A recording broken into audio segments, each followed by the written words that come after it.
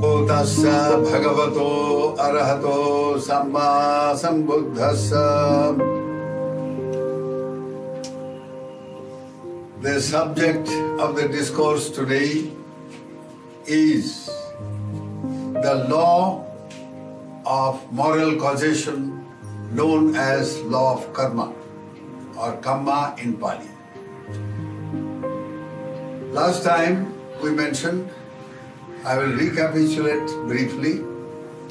We mentioned about spiritual life starts with knowing oneself. Know thyself. This is the key to spiritual development. And to know oneself, one has to know what is the content of that oneself. By knowing oneself, one has self-control. One can control oneself. And by self-control, one can bring about self-improvement, purification of one's inner life. And by bringing about purification of inner life, one brings about transformation of oneself and becomes an enlightened being. So this is the process of spiritual development. Now, this process of spiritual development starts, we said, with knowing oneself. What does that mean? It simply means know your action. Ultimately, life can be reduced to, or it boils down to, action. Action is threefold: bodily action, verbal action, and mental action. And now the whole life ultimately boils down to that. If you see from morning till night what we do, you see, as a being, a living being, either we're physically engaged or verbally engaged or mentally engaged.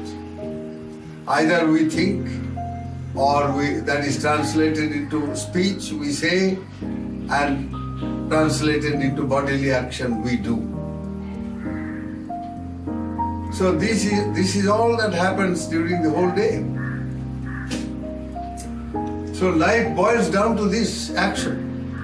Now if we understand action, the potency of action, the power of action, then we understand ourselves. Now this is the logic, very simple yet very profound. The entire structure, the entire edifice on which the Buddha's teachings are based, that structure lies on the foundation of the knowledge of action. That, you see, we are beings produced by our action. Kamma saka satta, kamma dayada satta, kamma yoni, kamma bandhu, kamma patisaranu. Yang kammang karisyanti, Tassa dayada bhavishyanti satta iti, said Bhagavan Buddha. Beings are their own owners of their own actions. Kamma saka. They are responsible for their action. They are the owners of their action.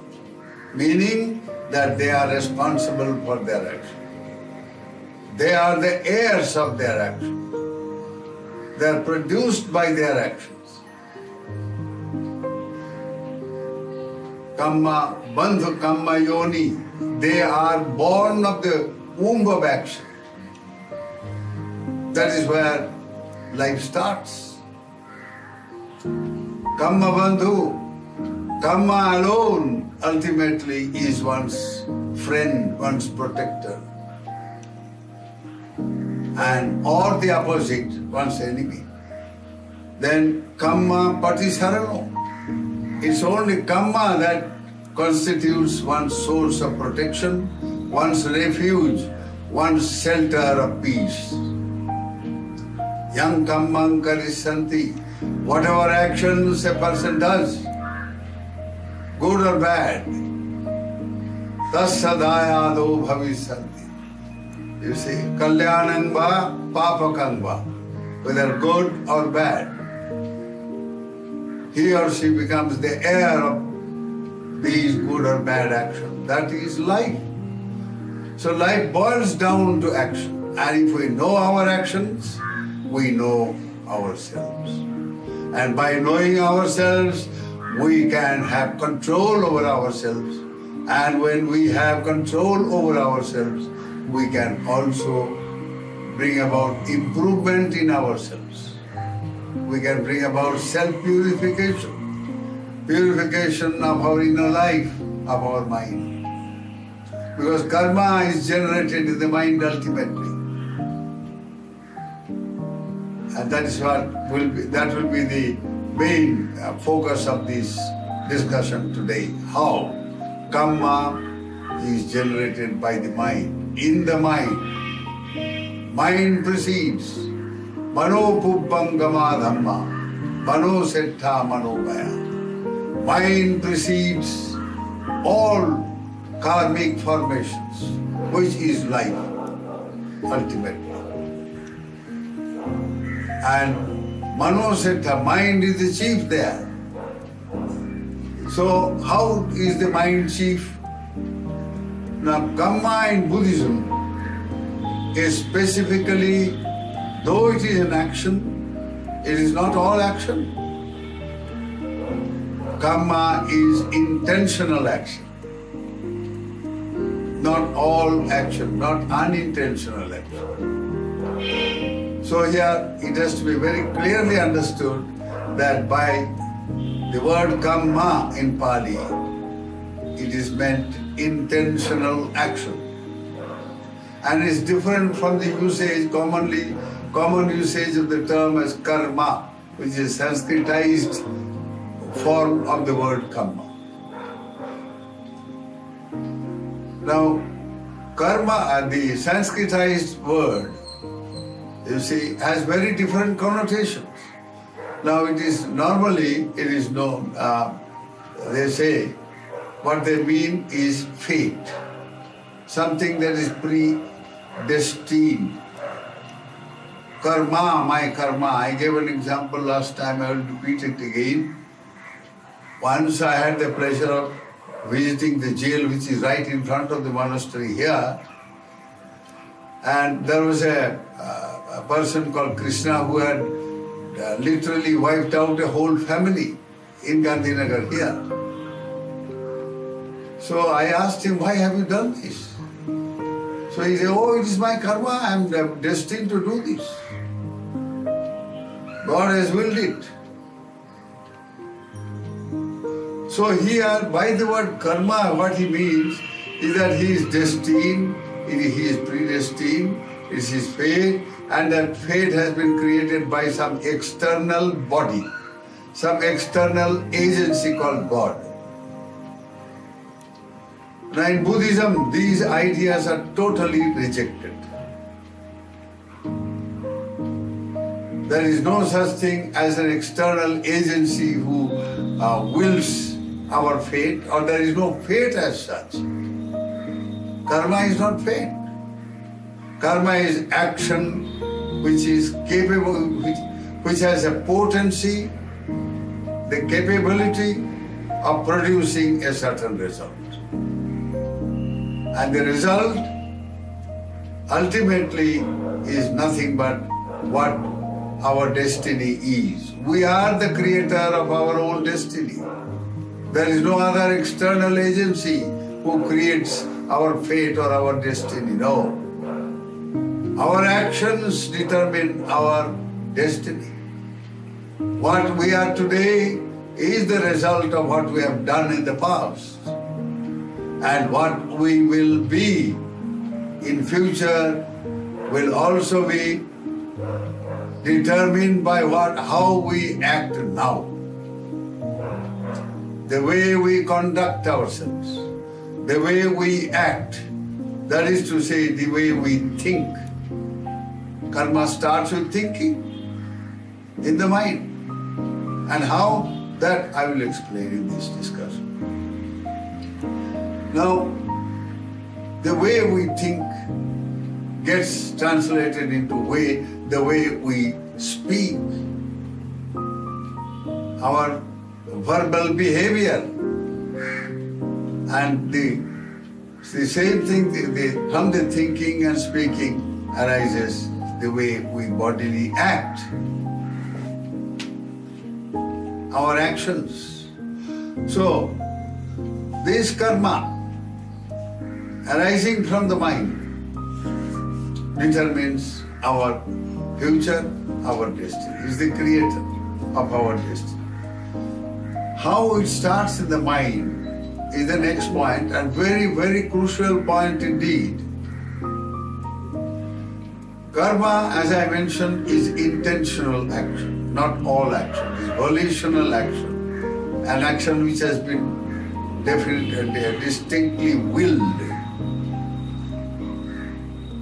So ultimately karma means will, volition, intention. So, will is a mental constituent. It's a component of the mind, of the consciousness. It arises with the mind, it passes away with the mind, and it continues along with the state of consciousness, mind. So the Buddha said, ultimately, kamma means will. Chetanahang bhikkhave kammang vadami. Chetayitva kammang karoti kayena vachaya manasa. Hey bhikkhus, O bhikkhus, I say that kamma is volition. For it is, or will, for it is by willing that a person performs an action through body, speech or mind. So karma, or rather kamma, boils down ultimately to just will.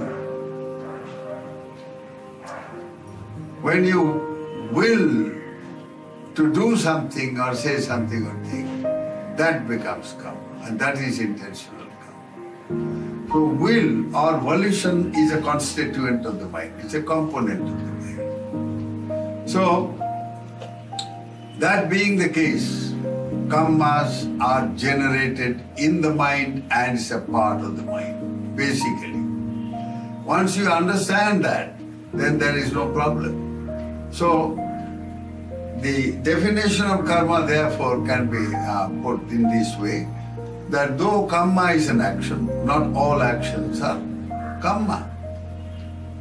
So all actions are not kamma, but all kammas are actions. There is a great difference in this. So now the idea of a fate or a predestined fate is totally alien to this idea that kamma is will, volition, intention. And whatever one intends to do, you see, that has a potency, a power, and that potency translates itself in the form of a capacity or capability to produce a certain result. So it is this potency of the karma that enables a karma to produce a certain destiny in the future.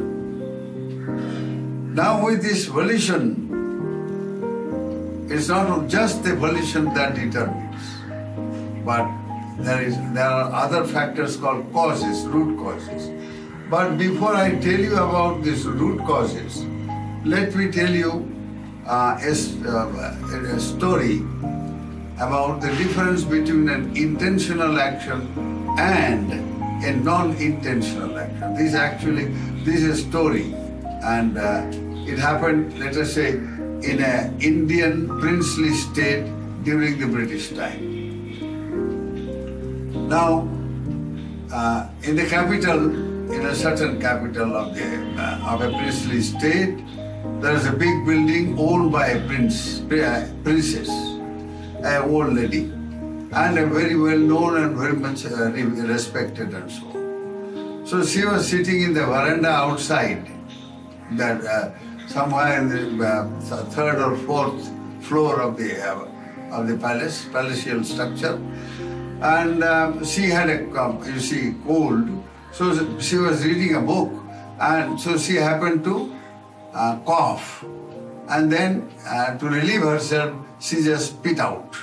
Instead of spitting out into the spittoon which was by her side, because she was engaged in something else, she just threw it, she spat, and that spittle went and landed clean on the head of a police officer, right in front of that palatial building.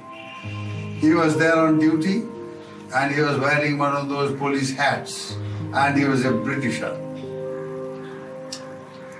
Now this bit of spittle went and landed on the top of the hat, and that made a sound.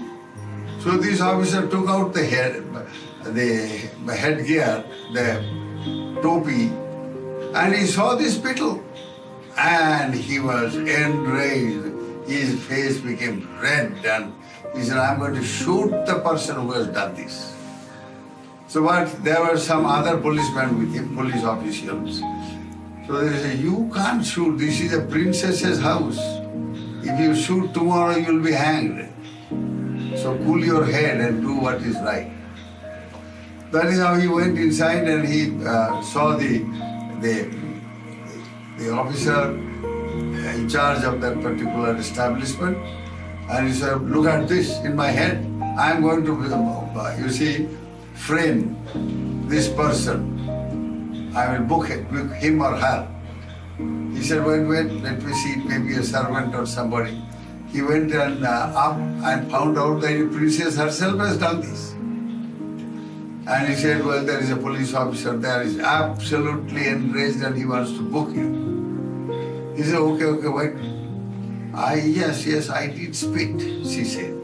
But my dear, I was coughing, so I spit it. Instead of in the spittoon, it has gone and outside. I am very sorry for it. I am very, very sorry. I apologize for it. So this officer said, no, Amma, you are a princess. You can't apologize. So now let that police officer do whatever he likes. We will engage our lawyer. A bureaucrat has a certain mind. So this bureaucrat had the same type of mind. He wanted to challenge, he said, okay, I will meet the challenge. So that is how a court was formed, a private court, because princesses cannot be brought openly to the outside court. So there the top judge, the Chief Justice of the state and all the other important judges, the police commissioner himself and the Minister of Justice, all of them were there seated. So the princess, she was booked, so she had to go and appear in the court. So, and the lawyer also was there. The lawyer had prepared a fine case, and very eloquently he told the court that this is what has happened. The Princess Amma unintentionally has done this. She has not done it purposely, and so there is no case. The case must be dismissed. So the judge then said, who hailed actually from the princely family, he said, well, let the Princess Amma give her evidence. He knew the case, and he knew that there was no case at all. So he said the princess was allowed to sit and to tell her case. So she She said, well, I was reading this book and then I was coughing and so on. So I just spat. Instead of spitting on the spittoon which was by my side, I happened to spit it out, and that went and landed on the head, on the topi of this officer, and I'm very, very sorry indeed. I apologize. Now when the court heard this, he said, well, gentlemen, you have all heard this. There is no case. And the police commissioner himself said, I am very sorry, sir. Your lordship, we are very sorry. We withdraw the case. She is very, very gracious indeed, our princess. We respect her and we withdraw the case. So here, the ground on which the case was withdrawn was absolutely based on law. And the law was that only intentional action can be booked, not an unintentional action. So there is no criminal case here at all. So now Buddhism emphasizes that an action to become a kamma or a karma if you want, you see, for an action to become a kamma, it has to be will. It must be based on volition, will. It must be an intentional action, done on purpose. So, here then, intention being a mental component. Karma is born in the mind, it is mind generated, it is manomaya. It is created by mind created. It is mind wrought, it's part of the mind. So basically then, whatever we do, say or think, are generated in the mind. So our destiny is created by our mind, not by any external agency, a God or a creator or whatever it is. And then with this idea of fate, you have the idea of reward and punishment. It is said that whatever fate a person meets, either it's a good fate, something good, or it is a reward from the Almighty or whatever. Or anything bad, it is it's will, it's a punishment coming from the top. Now this kind of idea is totally alien to the idea of intentional action and totally alien. It has nothing to do. So Kamma in Buddhism comes under Kamma Niyama. That is to say, the law of moral causation, law of Kamma. It's a law which simply means that it is self-sufficient, it is autonomous, it works on its own, it cannot be manipulated, and it works on its own, is self-sufficient. So that being the case, now Kamma has to be understood very clearly that first of all, it's a mental factor called intention. Secondly, there is a seed of karma. Now the seed idea can be illustrated by, let us say, a tree. A tree comes from a seed and it produces a seed. It comes from a seed and it produces a seed.